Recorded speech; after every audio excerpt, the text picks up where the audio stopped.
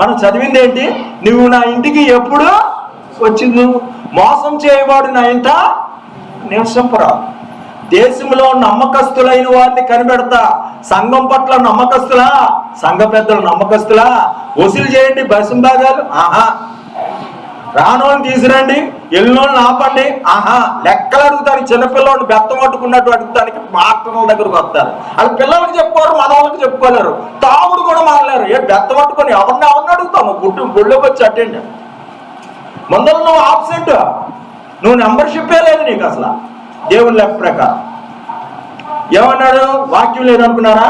దుర్వ్యాపారం చేయు నా ప్రియురాలికి నేనంటే చాలా ఇష్టమే, నా ప్రియురాలివే, నా మందిరంతో నిమిత్తమేమే. నా మందిరం గురించి నీకెందుకయ్యా?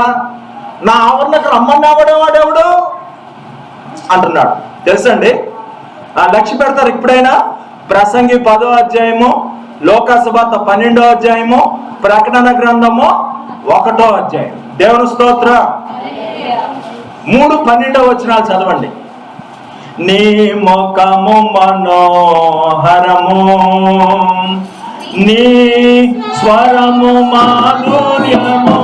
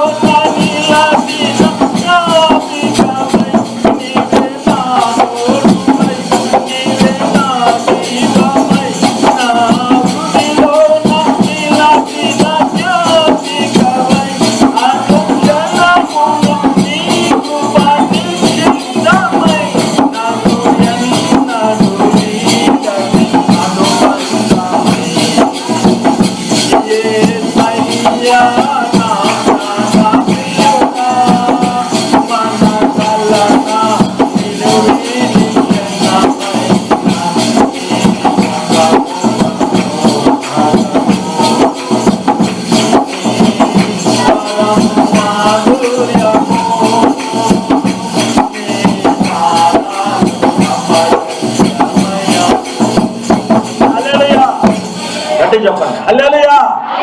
ఇంకా గట్టిగా హల్లెలూయా. ఏమండి? 1000 వేణుగులు నిన్నే పిలిచినా నా పిలిపే నీ వైపు వినిపిస్తుందా? లోక కవి రాశాడు. 1000 ఏనుగులు అంటే ఏనుగు మదాన గుర్తు. ఏమండి? ఏ ఏనుగులు పిలుస్తున్నా సహోదరుడా, 1000 ఏనుగులు పిలుస్తున్నా, 1000 ఏనుగులు పిలుస్తున్నా, ఏమండి, నా స్వరమే నీ వినివైపు వినిపించిందా అని అడుగుతున్నాడు ప్రియురాల్ని.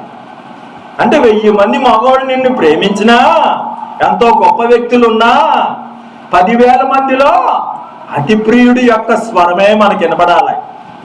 ఎవరి స్వరం వినబడుతుంది? తాయిత్తు కట్టుకుంటే తాయిత్తు కట్టుకుంటారు, పట్టికి కట్టుకుంటే పట్టికి కట్టుకుంటారు, గుమ్మడికాయ కట్టుకుంటే గుమ్మడికాయ. ఎవరి స్వరం వింటున్నారు? దేవుని వాక్య స్వరము. 12వ వచనం చదవండి. ఏదైనా 3 అధ్యాయంలో 12వ వచనం. జ్ఞానిని నోటి మాటలు ఇంపుగా ఉన్నవి, అయితే బుద్ధి నిన్నోరు 7 మారులు కరిగి ఊదిన వెండి అంతా. వెండే పవిత్రం. ఎంతో తెల్లగా ఉంటది. 7 మారులు కరగబెట్టి ఊదిన వెండి అంత పవిత్రం అంటండి దేవుడి మాటలు. ఈ పరమాత్ముడు, ఈ దేవుడు చెప్పిన మాటలు. ఏమండి? ఈ మాటలు వదిలేసి నా రావయ్యా ఏసయ్యా నా ఇంటికి ఎవరిని పిలుస్తున్నారండి మీ ఇంటికి? ఏమండి? తాగుబోతోళ్ళు వస్తున్నారా? ఎవరు వస్తున్నారు? సినిమా కబుర్లో వస్తున్నారా? సీరియల్ కబుర్లో రానివద్దు. జోగి రాసుకుంటే మీకేమవుతుందండి? బూడిద రాదు. నువ్వు సినిమా స్టోరీ చెప్పుకొని అమ్మాయి సినిమా, నీ ఇంటికి ప్రార్థన చేసి అమ్మాయి ఏమైనా మొసందో మొక్కదో కొద్దిగా ప్రార్థన చేసి వచ్చి ప్రార్థన చేయమను. అలాగని బయట సంఘాల్లోకి వెళ్ళిపోకండి. ఏమండి? ప్రార్థన చేసుకోండి. ప్రార్థన చేసుకుంటే నష్టమేం కాదు. తెలివి గల స్త్రీలను పిలువనప్పుడు రోదన స్త్రీలను మనము మన కన్నీళ్ళు వచ్చేటప్పుడు వాళ్ళు ప్రలాపన ఇస్తారు, విని ప్రలాపన చేస్తారు. దేవుడు పాటలేనో బుద్ధిహీనులు పాటల కంటే జ్ఞాని మాటలు. మరి ఏం వింటున్నావు? ఎవరి మాట వింటున్నావు? నా కుమారుడా, నా ఉపదేశము ఇంకో 12వ వచనం చూడండి ప్రకటన గ్రంథంలో. ఇది వినగా నాతో మాట్లాడుచున్న స్వరం ఏమిటి అని చూడ తిరిగి తిని. దేవుని స్తోత్రం. ఇది వినగా నాతో ఎవరి వైపు తిరగాలి? ఇప్పుడు చూసారు, తిరిగాడంట. ఎందుకని? స్వరం అటు వినపెడుతుంది. 10,000 ఏనుగులు పిలుస్తున్నా, 1000 ఏనుగులు పిలుస్తున్నా ఆ ప్రియుడి వైపే చూసిందట. ఎన్ని స్వరాలు వినబడినాయి. ఇంకో చర్చి స్వరం, ఆ వాక్యం కూడా వినేవారు ఉన్నారు. మరి ఏమని? చిత్తము చెప్పుల మీద అంట, భక్తి దేవుడి మీద అంట. మనసు ఎక్కడ పెట్టుకున్నావు? మన మనసు ఎక్కడుంది? నీ ధనం ఎక్కడున్నో నీ మనసు అక్కడుంది. ఎవరి స్వరం ఏంటో? మన గురించి శత్రువులు ఉన్నారనుకోండి, అంటే వాళ్ళని పక్కింటికి వచ్చింది అనుకోండి, ఏం మాట్లాడుకుంటున్నారు? గుసగుసలు ఆడుతున్నారేమో. అటు పరిగెట్టి ఇటు పరిగెట్టి ఆ కిటికీ దగ్గరికి వెళ్ళి ఇటు వెళ్ళి ఏమనుకుంటే నువ్వు పనికి మాలిదాను అనుకుంటారు. అనుకుంటే అయిపోద్దా? అది అనుకుంటే అయిపోద్దా? అనుకొని దేవుడు రుజువుపరుస్తాడు. నిత్యంగా ముందుగతి వచ్చును. ఏమండి?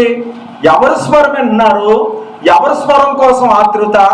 దుప్పి నీటి వాగుల కోసమో జుంటి తేనె దారాల కంటే మధురమై నా ప్రాణము శరీరము ఆనందముతో కేకలు 3 రోజులు ఉపవాసంతో వాక్యం వినేశారండి. అప్పుడు రొట్టెలు పంచాడు ఆయన. అవునా? 3 రోజుల నుంచి వీరికి ఆహారము లేదు. భోజనాలు కూడా పెట్టినారు జనాలు 3 రోజులు. అవునా? ఏమండి? ఆశ. కాబట్టి ఇంకో 12వ వచనం ఉంది, 3వ వచనం. ఇంకోటి లోకాసువార్త 12.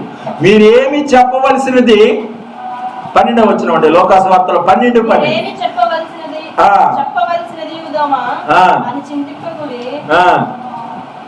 12 చదవమ్మా. అది 12వ వచనం.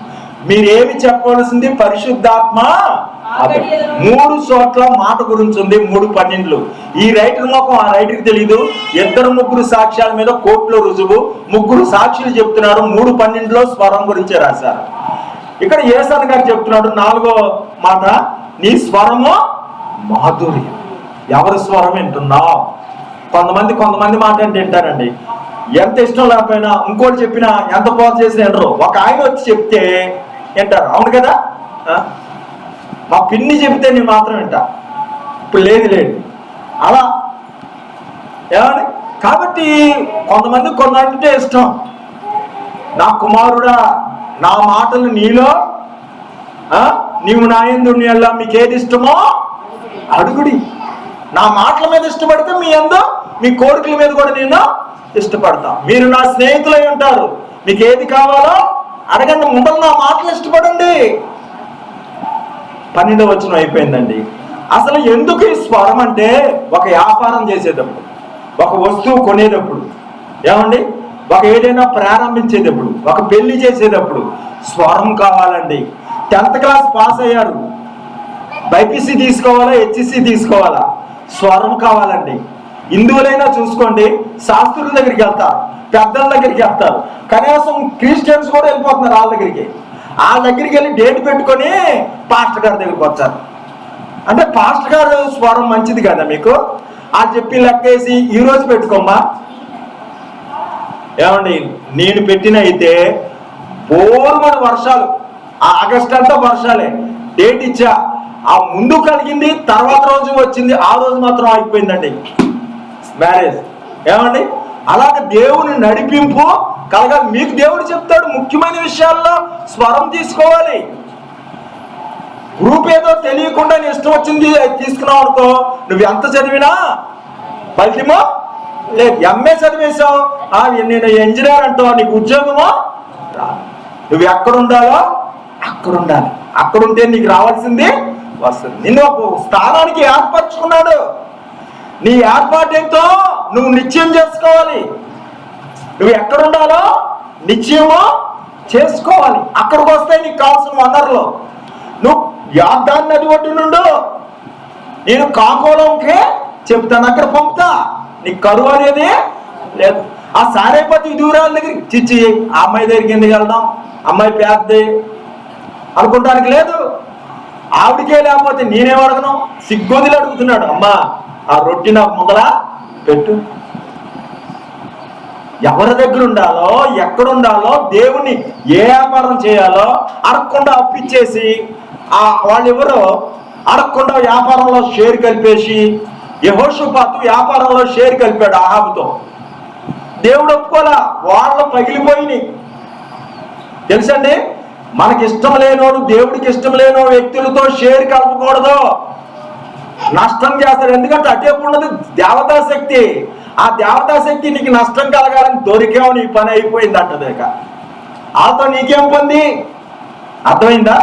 కాబట్టి నీకు దర్శనం కావాలి, అదే స్వరమినాలి. అది దర్శనం ఎలా వస్తుందో 1వ వచనం యోహాను రాసిన పత్రిక, అది యోహాను రాసిన సువార్త ప్రకటన గ్రంథం 1వ వచనం. ప్రకటన గ్రంథం 1వ వచనం అండి. ఏముంది? యేసుక్రీస్తు తన దాసులకు కనపరిచిన ప్రత్యక్షత ఉండాలండి. ప్రతి మనిషి, అమ్మ గుడికి ఎందుకు వచ్చావో తెలుసా చెల్లి?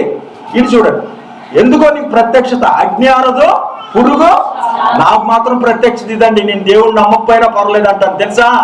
ఇట్టంత కట్టు మతస్థులకు బాధ ఉండొచ్చు కానండి, నేను మతస్థున్నే. కానీ ఒకటి గుర్తుపెట్టుకోండి, దేవుడు నమ్మకపోయినా పర్లేదు, దేవుడు ఎప్పుడు నరకంలో పడేడు. కానీ అజ్ఞానదో పురుగు, అది నమ్మం. దాన్ని నమ్మి మోషే మారాడు, దాన్ని నమ్మి సౌలు మారాడు, దాన్ని నమ్మి నేను మారా. ఎంత త్యాగమైనా చేస్తాం. అమ్మా దేవుడి కోసం వచ్చామంటే అలాగే నవ్వుతుంటా, పర్లేదు ముచ్చటేసి వచ్చాను, వాళ్ళ ఇంట్లో బాగోలేదు, రాదు, అవసరమైంది, అబద్ధం ఆడాను. కానీ నరకంలో పడ్డాతామో అనుకుంటే అబద్ధమో భయపడతాం. నువ్వు ఓపుకుంటే చేస్తున్నావు, ముచ్చటుంటే వస్తున్నావు. వాళ్ళు ముచ్చటైతే వస్తున్నారు, వాళ్ళు తెలిస్తే వాళ్ళు వస్తారులే, వాళ్ళు మాకు తెలుసుకుంటారులే. కానీ నీ బిడ్డ నరకంలో పడతాడంటే తెలియకపోతే ఎంత ప్రమాదం తెలియజేస్తావు.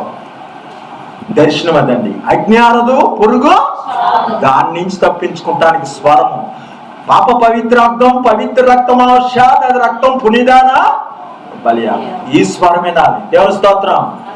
వేలాది నదులంతా విస్తార తైలము నీకిచ్చిన దారుణా. వేలాది నదులంతా విస్తార తైలము నీకిచ్చిన దారుణా.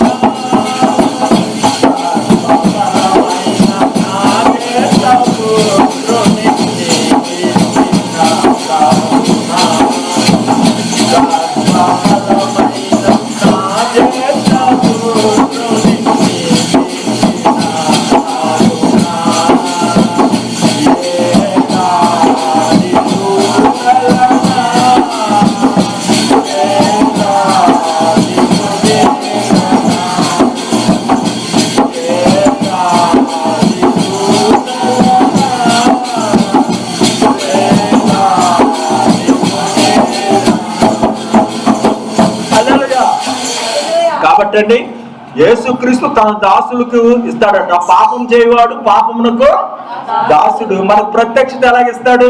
ఇంకో వచనం, ఇంకో 1వ వచనం తెమ్మటే ఇంకోటి రెడీగా ఉండండి, మీరు చెప్పక్కర్లా. ఒకట్లు అంటే ఇంకో 2 ఒకట్లు ఉన్నాయని చదువుకోటి రెడీ పెట్టేసుకోవాలి. ప్రసంగిలో 10:1 ఒకసారి తీసి ఉంచాలమ్మా, మళ్ళీ మళ్ళీ అడుగుతాం కాబట్టి. 10:1 బుక్కావాని తైలములో చచ్చినేక పడు చేత చెడు వాసన కొట్టును. కొంచెం బుద్ధిహీన, కొంచెం చాలండి, అంతా బాగున్నాయి, కొద్దిగా దూరం అవుతాడు కల్లా సంసోన్ కనుగుడ్లో పీకేశాడు. కొద్దిగా దూరం అవుతాడు కల్లా దావీదింట్లో వ్యభిచారం జరిగి, అన్నా చెల్లెళ్ళ మధ్యన వ్యభిచారం జరిగి కుక్కను తరిమినట్టు తరిమేశాడు కొడుకే. ఏమని? కొంచెము బుద్ధిహీనత. ఏమండి? కాబట్టి బుక్కావాణి తైలంలో చచ్చింది. బుక్కావాణి తైలం అంటే ఏంటి? సంఘం. ఇంట్లో ఎవరిని పడితే వారిని, విశ్వాసులు వేరే, వచ్చేవారు వేరండి. తాగినోళ్ళు కూడా గుడికి రావచ్చు కానీ మౌనంగా ఉండాలి. అని గుడికి నేను తాగేసాను వచ్చి కూర్చో, గొడవ మాత్రం చేసేటట్టు తన్నులు తింటావు కూడా. అయితే కానీ నువ్వు రొట్టె ద్రాక్షరసం తీసుకోకూడదు. ఎవరైనా రావచ్చు, రొట్టె ద్రాక్షరసం నువ్వేమి సంఘ పెద్దరికి ఇవ్వట్లేదు, లేకపోతే నువ్వు రొట్టె వడ్డించట్లేదు, లేకపోతే నువ్వు ప్రార్థన చేసి ఇవ్వట్లేదు. కాబట్టి వచ్చి కూర్చు. చాలా మంది ఫీల్ అయిపోతారు, పెద్ద నీతి, నేను తప్పులో ఉన్నానంటే రాకూడదు. ఇంకా సాతాన్ని వెనక పెడతాడు. నువ్వు వచ్చి రొట్టె తీసుకోక కూర్చొని వెళ్ళు.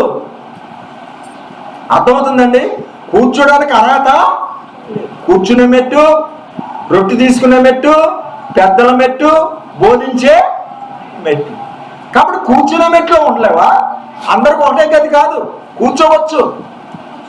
ఎవరైనా కూర్చుంటే నువ్వు కొంతకాలం అయినా మెత్తడి పడతావు, అలా కఠినం అయిపోతే రాళ్ళ భూమి అయిపోతావు.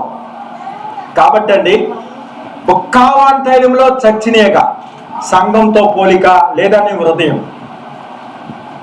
అన్ని వైరింగ్లు ఉన్నాయి, చిన్న కలెక్షన్ తెగిపోతే ఏమవుద్దండి? పోద్ది. ఎక్కడ తెగిందో అక్కడ అతికించుకోవాలి, అవును కదా? అలాగే మళ్ళీ ఒకటో వచ్చిన చూడండి, జనులు వేల కొలది వస్తున్నారట. లోకాసు వార్త 12:1. వేల కొలది గుంపులు గుంపులుగా వస్తుంటే వాళ్ళందరిని చూసి యేసయ్య సంతోషించలేదట. ఏమంటున్నాడు? ఒకరినొకరు తొక్కున్నట్లు వేల కొలది జనులు కూడిరాగా ఇట్లు చెప్పసాగిన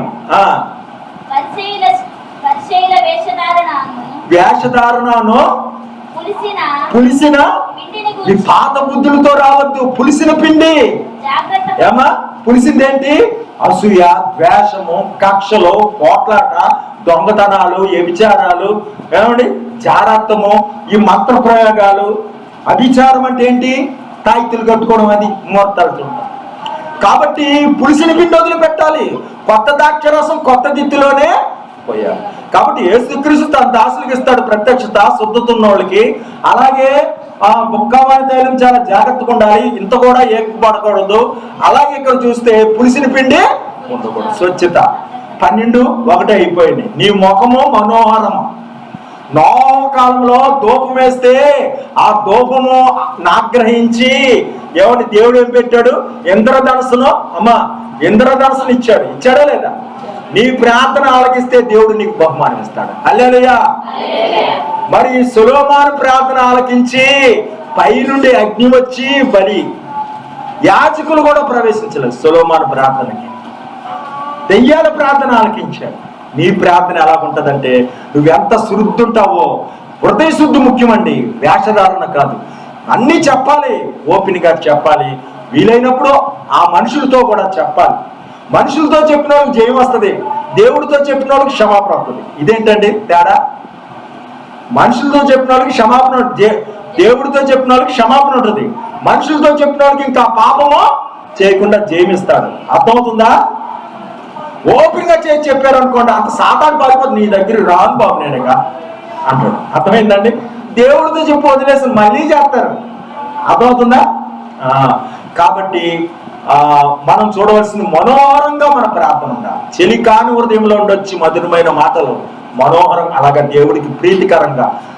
నా అబ్రహాముతో చెప్పకుండా మానుదునా అన్నాడు ఆ రోజున భోజనం పెడితే. ఎందుకు వెళ్తున్నానో నేను చెప్పకుండా మానేస్తాను నా స్నేహితుడికి అంటున్నాడు. దేవుడు స్నేహితుడు, అబ్రహాము సంతానం. మనం అంటే ఎలాగా ఉండాలి? అబ్రహాము ఎవరండి? దేవుని యొక్క స్నేహితుడు.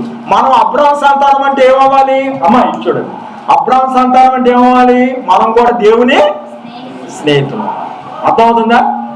మన స్నేహం ఎలాగుంది? ఆయన స్వరమిని బయలుదేరాలి. స్వరం ఎలాగ వస్తుంది? శుద్ధతుంటే వస్తుంది. ఎందుకు? 15వ వచనం, ప్రసంగి 15వ వచనం.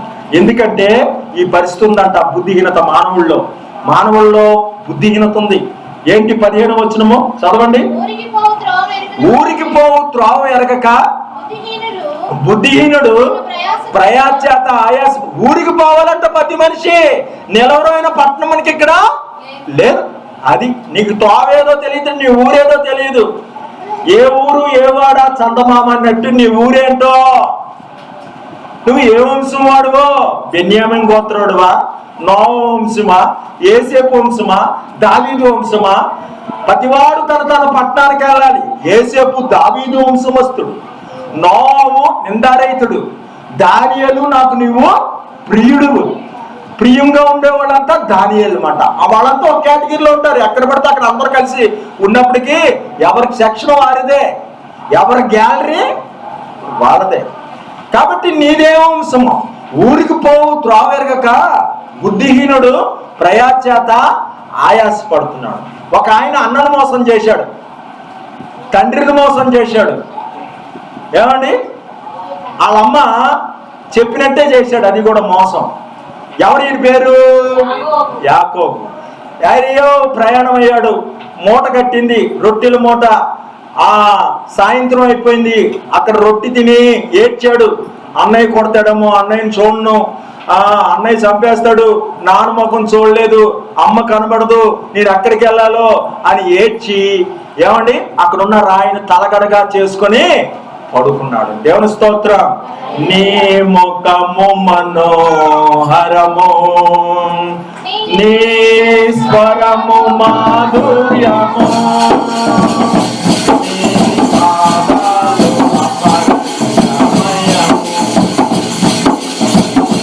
నీవే నా తోడువై, నీవే నా జీవమై, నా గుడిలో నిలచిన జ్ఞాపికవై, నీవే నా తోడువై, నీవే నా జీవమై. హల్లెలూయా. ఎవరమ్మా మనకు తోడు? తోడు ఎవరండి? దేవుడు మనకు నిచ్చినిచ్చాడు. ఆ దర్శనంలో భూమి నుండి ఆకాశానికి వెళ్ళిపోతుంది, దేవదూతలు కింద నుంచి పైకి ఎక్కుతున్నారు, పైనుంచి కిందకి. ఏ నీ త్రోవ, ఎక్కడికి వెళ్ళినా లాభమో, సొలొమోను లాగా చెప్తావు వ్యర్థమో వ్యర్థమని. కానీ దేవుడు దర్శనమిస్తే ఆ ఇటుకని ఏం చేశాడు తెలుసా?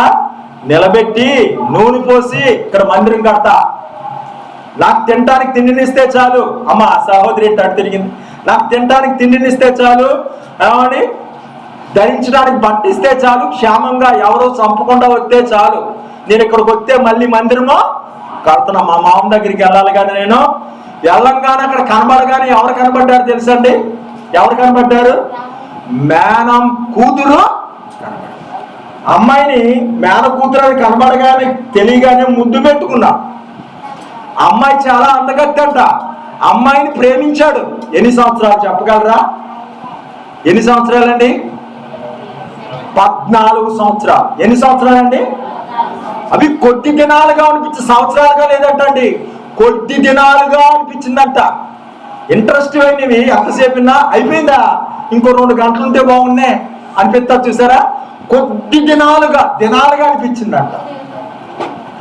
సరే అక్కడికి వెళ్ళి అమ్మాయిని నేను పెళ్లి చేసుకుంటానని చెప్తే మేనమామ అన్నాడు, ఎవరు నీకు పెళ్లి చేస్తానని చెప్పి చీకట్లో పెట్టి పెళ్లి చేసి పెద్ద అమ్మాయిని ఇచ్చాడట. పెద్ద మీద మనసు లేదు, అమ్మాయి పెళ్లి కాల.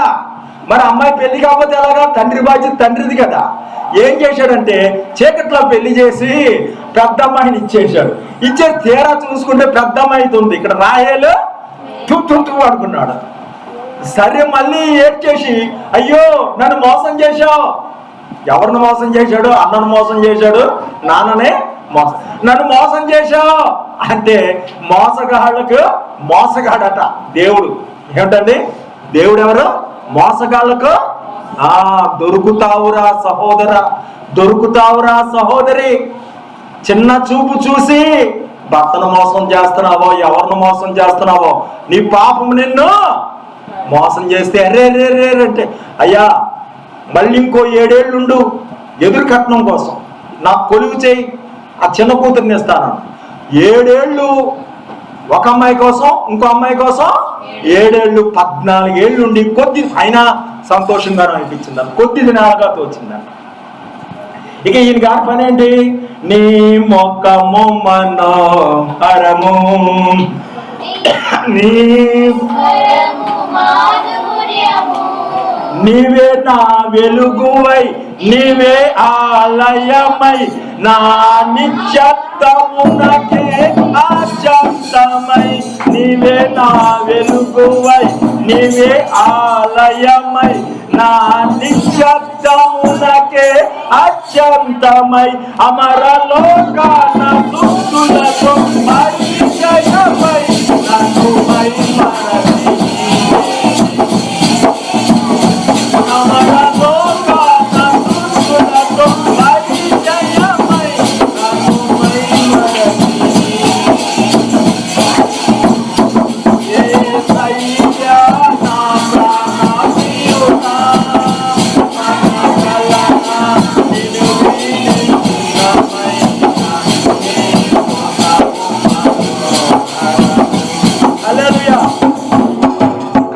ఏంటండి, మైమరిచే ఆనందం.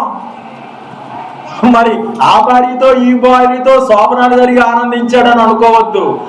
ఆలయం కట్టాలైనా దేవుడు మర్చిపోయాడు, ప్రేమలో దిగాడు, ప్రేమికుడు అయ్యాడు. కానీ పిల్లలు పుట్టట్లేదంట రాహేల్కి. పిల్లలు పుట్టితే నా ఉసిరి నీకు ఏమంటుంది, పిల్లల కన్నందుకు రాహేలు కోపం, యాకోబు కోపము రాహేలు మీద రగిలుకుందంట. పిల్లల కన్నందుకు రాహేలు సాధిస్తుంటే నేను దేవుడికి ప్రతిగా ఉన్నానా నీకు పిల్లల కంటానికి. కానీ ఆ యొక్క లేయా దేశించబడ్డని బట్టి లేయాకి పిల్లలు కలిగా గర్భము తెరిచారు. దేవుని స్తోత్రం. ఏది నీచమయ్యో దేవుడికి అదే కావాలంట, ఏది ఎన్నిక లేదో అదే కావాలంట, ఏది బలహీనమో కానీ మానవుడికి చాలా మనోహరంగా ఉండాలి, చాలా అందంగా ఉండాలి. ఏమండి, చాలా నా తలంపులు వేరా, నీ తలంపులు దేవుడు ఎన్నిక వేరా. కాబట్టి ఊరికి పోవు త్రోవెరగక ఇక్కడ చిక్కుపోయాడండి. సంవత్సరాలు అయిపోయినాయి. ఎందుకు ఎడమిచ్చాడంటే ఆయన ధనం ఎక్కడుందో ఆయన మనసు 15వ వచనమే చూడండి లోకాసు వార్తలో. మీరు ఏ విధమైన లోపం చేత ఎడమియ్యక అంటాడు. ఎడమిచ్చేశారు. పాదాలు ఊరిలోంచి తప్పిపోయినాయి, పాదాలు రహదారిలో తప్పిని ఎడమిచ్చేశారు. డబ్బు కోసం అబద్ధాలు ఆడుతున్నారు, వారి ఇష్టానుసారంగా ఎడమిచ్చేశారు. అయితే మనం అందరం ఎక్కడికి వెళ్ళాలంట? ఇంకో 15వ వచనం ముందు చూడండి. ఎడమిచ్చిరి అని ఉంటుంది అంతేనండి. అక్కడ చూడండి డబ్బు ఎడమిచ్చిరి అని. ఇక్కడ 15వ వచనము ఆయన పాదములు కొలిమిలో పుటం వేయబడ్డ అపరంజితో తమ్ముడు చక్కగా నడవట్లేదంట. మన పాదాలు ఎక్కడ ఉండాలి? దారిలో ఉండాలి. అటు ఇటు ఎలా ఉంటాయి? కులుకుచూ నడుచుచు వారచూపులు ఆడుచు కాలగజ్జలు ఆడించుకునే ఒక స్త్రీ ఉంది. ఆ ఊరు పెద్ద మనిషి పట్టుకొని వ్యభిచారము చేశాడు. ఎవరు అమ్మాయి? దేనా తెలుసండి. ఎవరు కూతురు? యాకోబు. ఈయన గారి కూతురే ఇష్టానుసారంగా టాయిలెట్ అయ్యి ఏమన్నా కొంతమంది ఆకర్షించుకోవాలని టాయిలెట్ అవుతారు పాపం. అలాగే నడుస్తూ దారి తప్పి సందులు ఇందులు తిరిగితే కనబడ్డాడు అందగాడే, కనబడ్డాడు డబ్బు గలవుడే, కనబడ్డాడు పల్సర్ బండోడే. కానీ పాడు చేసి పడేస్తాడు. అర్థమైందా? ఆడు వీళ్ళు కొట్టుకొని ఎంత రక్తపాతం జరిగిందో అంత రక్తపాతం జరిగింది. ఘోరమైన అన్నలో కోపం వచ్చింది. సరే అండి, ఊరికి తుపోవు త్రోవెరగక ఇష్టానుసారం వెళితే ఇలా చెరబడతారు. లోక స్నేహము దేవునితో. ఎవరి కన్నిక? మనమే. ఎవరు కన్నిక? మన హృదయము. లోక స్నేహము దేవునితో ఈ వైరమని అడగరా వ్యభిచారులారా. దేవుని స్తోత్రం. కాబట్టి ఏది మనోహరం? మనకు టీవీ మనోహరం అయిపోతుందా? ఏం చెప్తున్నాడు అండి 15వ వచనంలో? మన ప్రతివారి పాదాలు ఏమండి అరికాలు మొదలుకొని నన్నెత్తి వరకు పుళ్ళు దెబ్బలు. సరైన నడకలేదు. కొంతమందికి వస్తారు కానీ శృంగారమైన దేవాలయం దగ్గరకు వచ్చి బిచ్చగాళ్ళట. ఏమైనా దొరికినేమో అని అడుగుతారు. ఎండి బంగారాలు మా యొద్ద లేవు కానీ కలిగిందే ఇస్తాం. ఒక ఆవిడ ఆలయంలోకి వచ్చి 2 కానుకలు వేసింది. బీదిదురాలు. భర్త లేడు, తినటానికి వెళితే ఇంటికాడ 2 కానుకలు వేసిందంట. మనమేమో ఆ బయట ఉండి మనకేమో దొరుకుతాయేమో అని చూస్తున్నాడట. మనం ఎందుకు వచ్చామో నీ దర్శనం ఏమిటో. ఏమని మన పాదాలు కుదురుగా ఉంటున్నాయా? ఎక్కడికి వెళ్తున్నాయి? నువ్వు ఎప్పుడు నా ఇంటికి వచ్చిదువు? మోసము చేయవాడు నా ఇంట నివసించరా. యథార్థ హృదయంతో నీ సన్నిధిలో నడుచుకుంటాను. కపటపు నడత నాకు దూర పరిచయం. రాజకుమార పుత్రిగా. ఎవరు? రాజులైన యాజక సమూహం. పూర్వం చేపటోళ్ళు మిమ్మల్ని రాజుగా చేసుకున్నాను. రాజకుమార పుత్రిగా నీ పాదరక్షలతో ఎంత అందంగా నడుచున్నావు. కులుగుచూ నడుస్తున్నావా? వారచూపులు చూపుతూ నడుస్తున్నావా? కపటతో నడుస్తున్నావా? యథార్థమైన నడక, ప్రేమ నడక నడిచి యేసయ్య తన ప్రాణాన్ని అర్పించాడు. మనం ప్రేమ కలిగి నడుచుకోవాలి, దయ కలిగి నడుచుకోవాలి, యథార్థ నడక నడుచుకోవాలి. ఈ 3 వచనాలు అయిపోయినాయి. నీవే నా తోడు వేయండి. 18వ వచనం. 18వ వచనం చూడండి. ఇక్కడ లోకాసువార్త అదేంటి చదవమ్మ? ప్రసంగి. సోమరతనము చేత ఇంటి కప్పు దిగబడిపోవును, చేతులు బద్ధకము చేత ఇల్లు కురియను. యెహోవా ఇల్లు కట్టించిన యెడల కట్టువారి ప్రయాస. నీ జీవితము కట్టబడాలి. ఎవరు కడతారు? పాడైన బ్రతుకుని ఎవరు కడతారు? అమ్మా, పాడైన నీ బిడ్డ బ్రతుకుని ఎవరు కడతారో తెలుసా? తను తాను పడగొట్టుకొని కట్టుకున్నవాడు నిన్ను కూడా కడతాడు. సమస్తము కట్టువాడు ఆయనే. హల్లెలూయా. కాబట్టి సృష్టించిన అతి పరిశుద్ధమైన దాని మీద కట్టుకోవాలి. ఏంటి ఆ 18వ వచనం? ప్రకటన గ్రంథంలో మొదటి అధ్యాయంలో 18వ వచనం ఏముంది? మొదటివాడును కనపడవాడును ముద్రినైతిని గాని, అది పడగొట్టుకొని కట్టుకున్నాడు. ముద్రినైతిని గాని ఎగిరివాడు సజీవుడునో ఇంకా అవలేదు. పాతాళము యొక్క తాళపు చెవులు ఉన్నాయంటే గది ఉన్నట్టే. ముద్రై తిరిగి లేవడం, తను పడగొట్టుకొని ఈ ఆలయాన్ని పడగొట్టండి 3 రోజుల్లో కడతాను. పడగొట్టుకున్నట్టు గుర్తుంది, పునరుద్ధరించుకున్నట్టు ఉంది, తాళపు చెవులు కూడా ఉన్నాయి. హల్లెలూయా. ఇంకో 18వ వచనం చూడండి లోకాసువార్తలో. నా కొట్లు ఇప్పి వాటికంటే గొప్ప వాటిని కట్టించి. హల్లెలూయా. కట్టులు చూసారా? ఉన్నోడు గొప్ప వాటిని కట్టించాలనుకుంటున్నాడు, చెడిపోయిన వాళ్ళు బాగు చేసుకోవాలనుకుంటున్నారు. యేసయ్య వీరందరి కోసమో నన్ను అడిగి మీకోసమే ధన సమృద్ధి చేసుకుంటే, మీకు మీరే కట్టుకుంటే నిజమైన దివ్యమైన ఇండ్లు కలవు, కానీ దాంట్లో ఎవరు ఉండట్లేదట. ఏమి కడుతున్నావు? ఏమి కట్టాలనుకుంటున్నావు? ఏమండి, సొలొమోను కట్టాలనుకున్నాడు తండ్రి చిత్తం ప్రకారం. దావీదు కట్టాలనుకున్నాడు, నా కన్నులకు నిద్ర అయినా నా పరుండి మంచంకైనా ఎక్కనా. ఈ మందిరం కోసం మీరు ఏం కట్టాలనుకుంటున్నారు? నీ ఇంటిని గురించి ఆసక్తి నన్ను భక్షిస్తుంది. అమ్మ, ఎవరి కోసం ఆసక్తి? మాకు ఇల్లుంటే బాగుంది, స్థలము సిద్ధపరచ వెలుచున్నాను. తండ్రి ఇంటి అనేక నివాస స్థలాలు లేని వల్ల మీకు చెప్తాను. మీరు ఆలోచించవద్దు, మీ గురించి మీరు ఆలోచించవద్దు. ఎవరినో చింతించి తను ఎత్తు 3 ఎక్కువ చేసుకో. 3:18 నీవే నా తోడువై చరణం ఉందండి. అలాగే నీవే ఆలయమై అనేది 19వ వచనం చూడండి. దేనితో ఆనందించాలి? 19వ వచనం చూడండి. 19వ వచనం చదవండి. నవ్వులాటలు పుట్టించుటకు విల్లు చేస్తారు, ద్రాక్షారసం ప్రాణానికి సంతోషము, అక్కడికి వచ్చును. చూడండి, ద్రవ్యం అంటే ఇష్టమైన అందరికి. ఇక్కడ ఏమి ఉన్నాయి చూడండి, ద్రవ్యము, ద్రాక్షరసము, ఇంకేంటండి నవ్వులాటలు, కామెడీ. బోల్డ్ అంతా కామెడీ చేస్తారంట, వచ్చిన వాళ్ళకి డబ్బులు ఇస్తున్నారంట. ద్రాక్షరసం ఇంకా పండగ. హల్లెలూయా. ఇదంతా సంతోషం కోసం ఉంది. ఈ 19 ఇంకోటి ఉంది లోకాసువార్తలో 19. నా ప్రాణముతో తినుమో తాగుమో సుఖించు. ఇక్కడ కూడా సుఖమే. హల్లెలూయా. కానీ దేని యందు సుఖించాలట? 19వ వచన ప్రకటన గ్రంథం. జరుగుతున్న వాటిని, జరగచ్చున్న వాటిని రాసుకొనుము. దేవుని స్తోత్రం. నీ హృదయమైన పలక మీద రాసుకో. అదే అంటాడు, అమరలోకాన శుద్ధులతో పరిచయమై నన్ను మైమరిచిపోయే ఆనందం. నిజంగా నాకు 3 అధ్యాయాలు గెలుపుతుంటే నాకు అలాగే ఉంటుంది. టైం తెలియదు, గంటలు వెళ్ళిపోతాం. ఏమండి, మరి నువ్వు ఈ దేంట్లో ఆనందిస్తున్నావో? బైబిల్ ఉంటుంది, ఎప్పుడు తీరు అష్టజమ్మ మా ఇంటి మా లక్ష్మి మోకలు రేకులు వెళ్ళిపోతుంటాయి. ఏమండి, వాక్యం చదవరు, రుచించదు. ఆ ఒక్క వచ్చినము పట్టుకొని క్యాలెండర్లో వచ్చినము చదువు కూడా వచ్చు, ఏమీ చదవరు. ఎవరైతే 8 అధ్యాయాలు చదువుతారో వారు ఆశీర్వాదమైన చూసుకోండి. సభ రాకపోతే నన్ను అడగండి. 8 అధ్యాయాలు రోజు చదువుకోండి. నా మీద పరిశుద్ధాత్మ రావట్లేదండి, నాకు ఆశీర్వాదం రావట్లేదండి అనండి. 8 అధ్యాయాలు చదివి. వాక్యం అంటే ఎవరు? దేవుడు. 8 అధ్యాయాలు ఆరాధన చేయండి. ఓ స్తుతి అంటే కాదు, ఆరాధన చేయండి. మీకు అన్ని ఏమని గొప్ప మేలు దాచబడిన ధనం వెతికినట్టు వెతకాలంట. వెండిని సంపాదించుడి కంటే ఏమండి ద్రాక్షరసంతో కూడా పోల్చాడు. అని సంపాదన అంతా ఇచ్చి సంపాదించుకోవాలన్న. దేవుని స్తోత్రం. ఏమండి, అదృశ్య శక్తులు. ఇంకో చరణం ఉంది కదా, అదేంటి? నీవే నా శైలమై, నీవే నా శృంగమై, నా విజయానికే నీవు భుజబలమై.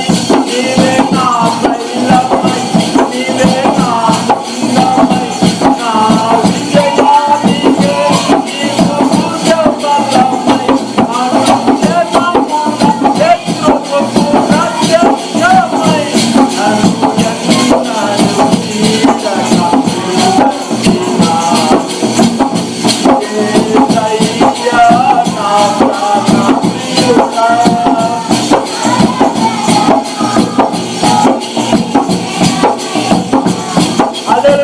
దేవుని స్తోత్రం. మీకు అర్థమైందండి ఈ చరణము? శత్రువుకు ప్రత్యక్షమయ్యాడట.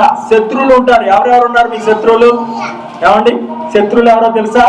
జబ్బు ఒక శత్రువు, కంటికి కనిపించిన సాతాను ఒక శత్రువు, ప్రమాదం ఒక శత్రువు. ఏమండి నీ పక్షం నుండి నీతో సమకూర్చిన వాడు శత్రువు. నీతోనే ఉంటారు. నీకు సమకూర్చిన వాడంతా నీకు శత్రువట. నీకు విరోధి కాని వాడంతా నీ పక్షాన ఉన్నాడట. కానండి ఒకటి గుర్తుపెట్టుకోండి అమ్మా, శత్రువులు ఏంటో తెలుసా? మన శరీరం మనకు శత్రువు. నిద్ర ఒక శత్రువు. మాట్లాడుతున్నాను. నిద్ర ఒక శత్రువు. ఏమండి మనం ఈ లోకంలో కొన్ని దురాత్మ సమూహంతో పోట్లాడుతున్నాం. ఎవరితో పోట్లాడుతున్నామండి? అమ్మా నీ శత్రువు ఎవరు? బుద్ధి లేని కుమారుని ఎవడు పాడు చేశారు? ఏమండి శత్రువు. పగవాడు లెక్కలేని ముద్దులు పెడతాడు. ముద్దులు ఎక్కువ పెట్టేవాడు కూడా శత్రువట. తెగ పొగిడేవాడు కూడా శత్రువట. ఆడపిల్లలు మీ అంట పడేవాడు కూడా మీ శత్రువులట. నీకు పెళ్ళే కాదు ఆమెను చూసి. ఏమని ఏం చేస్తారో గమనించండి. అబ్బో నా అందం చూశారు అనుకుంటారమ్మా. మన శత్రువు ఉన్నాడు. ఆ శత్రువుల గురించి మనం తెలుసుకో. డబ్బు సంపాదించుకోవడం కాదట, అదృశ్య శక్తులు, అదృశ్యమైన బలం. అమ్మా నా డబ్బు 10 లక్షలు అనుకో, అదృశ్య బలం 10 కోట్లు ఉంటది. హల్లెలూయా.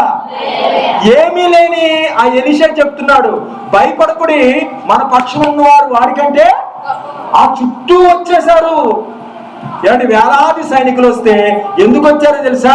వాళ్ళ సైనికులను అడిగారు, మన పక్షం నుండి అటేపు ఏదో చెప్పేస్తున్నారు, మనలో ఉండి అటేపు చెప్పేవాడు ఎవడో దేవుడు. అటేపు ఎలీషా అనే ప్రవక్త ఉన్నాడు. నీ పరగదిలో సంగతిలో అమ్మా ఎలీషా ఆ రాజుగారిని కాపాడుతున్నాడు. ఆ రాజుగారికి శత్రువు ఏం ప్లాన్ చేస్తున్నాడు? చంపేవాళ్ళని. పలానా గుడికొచ్చాడు, అక్కడికి వస్తాడట, అక్కడ మోపు చేద్దాం, చంపేద్దాం. ఇలా ప్లాన్ చేస్తుంటే నువ్వు ఆ గుడికి వెళ్ళొద్దు, పలానా చోటకి వెళ్ళొద్దు, పలానా చోట 3 సార్లు 4 సార్లు అలా జరుగుతప్పటికల్లా అతనికి అనుమానం వచ్చి మనలో ఉన్నోళ్ళు ఎవరో చెప్పేస్తున్నారు. మనం ప్లాన్ వేసుకున్నప్పుడల్లా అతను ప్రోగ్రాం మార్చేస్తున్నాడంటే మేమెవరని చెప్పట్లేదు, కానీ ఎలీషా అని ఉన్నాడు. అమ్మ అర్థమవుతుందా? ఎలీషా అన్నవాడు ఉన్నాడు, ప్రమాదం తప్పిస్తున్నాడు. మరి నీ ప్రమాదం ఎలా తప్పుతుందో? ఏ అబ్బాయికి బిడ్డనివ్వాలో, ఏ అమ్మాయిని కోళ్ళగా తెచ్చుకోవాలో, ఏ వ్యాపారం చేయాలో, అప్పు ఇవ్వచ్చా లేదా, ఎప్పుడు మొదలు పెట్టాలి, ఏ గ్రూప్, ఎన్ని దారుల్లో మార్గంలో భయంకరమైనవి ఉంటాయి. బుడ్డ పురుసకాయ పగిలిపోవును, ఇసిరివారు తక్కువ అవటం వలన పరిచాలి కుంచుకుందరు, కిటికీలో ఉండి చూసేవారు కానరారు, ఎత్తు చోట్లకు మనుషులు భయపడతారు. కానీ ప్రయాణము పాకాలవిలో పడి వెలుచు దాన్ని జలమేమో చేస్తారు, తొలకరు వారం దాని దీవెనలతో కప్పును. కాబట్టి అండి అదృశ్య శక్తులంట. చూడండి 20వ వచనము, వెర్రివాడా ఈ రాత్రే నీ ప్రాణమును అడుగుచున్నాను. నువ్వు సంపాదించుకునేవన్నీ ఇక్కడ ఉండవలసిందే. నీ అదృశ్యమైన ప్రాణము, అదృశ్యమైన దేవుడు చెప్తున్నాడు ఏమండి, ఎర్రివాడా నీ ప్రాణము అడుగుచున్నాను. ప్రాణానికి ఏముంటాయండి? రెక్కలు ఉంటాయి, ఇటో రెక్క ఇటో రెక్క. చూసుకోండి. దేవుని స్తోత్ర. దేవుడు అదృశ్యుడు, ప్రాణం అదృశ్యము, నీ ఆత్మ అదృశ్యం. నీలో ఉన్నది నీ శరీరం ఉంటుంది, కానీ నీలో ఉండవలసింది వెళ్ళిపోయింది, అదృశ్యమైనది. ఇక మనిషి బతుకుతాడా? ఎంత గుండె ఆడదు, ఏమీ ఆడవు. 3 రోజులు 4 రోజులు ఉంచుతారు రైస్ మీద. తర్వాత ఇక్కడ చూడండి అదృశ్య శక్తుల గురించి చెప్తాడు 20వ వచనము ప్రసంగిలో. నీ పరక గదిలో అయినా ఐశ్వర్యవంతుని శపించవద్దు, రెక్కల గలది సంగతి తెలియజేయదు. అదృశ్యమైన ఆకాశ పక్షులు సమాచారము, పక్షులు ఆత్మకు గుర్తండి.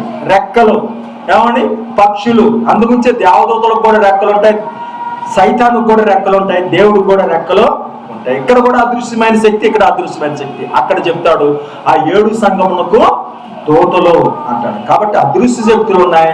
మనం ఏదో డబ్బు కూర్చుకుంటే అయ్యేది కాదు. అదృశ్య శక్తుల గురించి ఏమండి, అదృశ్యమైన లోకం ఉంది. స్వాస్థ్యమైన ప్రేమతో స్వాస్థ్యకాలమైన దేవుడు స్వాస్థ్యమైన కృపను చూపుతాడు. దేవుని స్తోత్రం. కాబట్టి